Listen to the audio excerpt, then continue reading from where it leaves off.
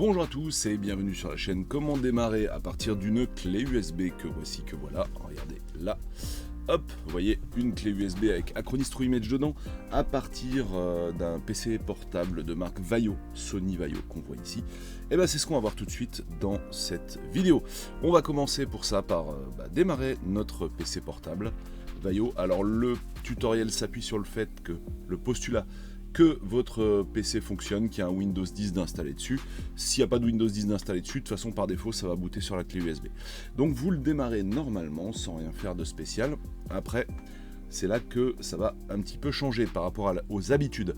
J'ai testé tout ce qu'on pouvait, c'est-à-dire garder appui F11, garder appui F12, garder appui échappe, absolument toutes les combinaisons de touches que j'ai pu trouver sur internet. À aucun moment j'ai réussi à démarrer sur ma clé USB, mais j'ai trouvé la solution et du coup c'est pour ça que j'en profite pour faire une vidéo. Vous voyez, le disque est pas très rapide, hein.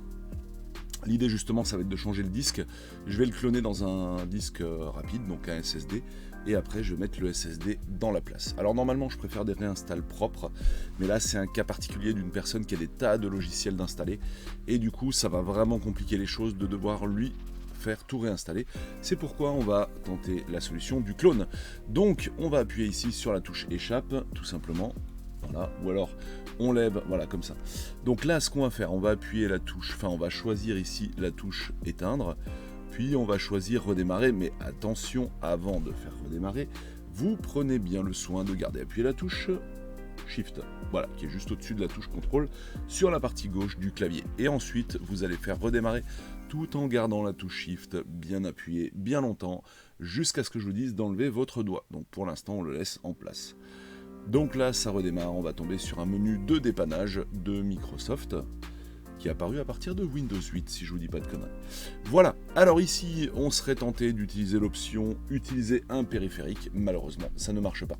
J'ai choisi ça 3-4 fois, chaque fois j'ai choisi ce qui allait bien comme option, donc clé périphérique USB, UEFI ou je sais pas quoi, et du coup ça n'a jamais marché. Donc maintenant on va aller dans dépannage. Donc vous naviguez dans le menu avec les croix directionnelles, les flèches directionnelles, voilà, et vous validez avec la touche entrée. Donc là cette fois on va aller dans options avancées, et dans options avancées on va trouver changer les paramètres du programme UEFI, en gros du BIOS, ce qu'on appelle communément le BIOS. Donc on va valider ça, on va ici tapoter redémarrer, et donc c'est là que ça va devenir intéressant.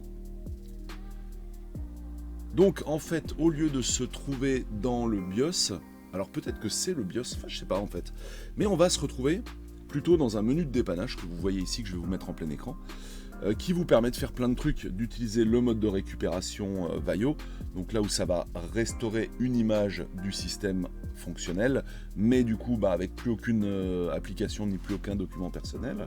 Et regardez ce qu'on voit ici, on a ici démarrer depuis un support périphérique USB ou disque optique.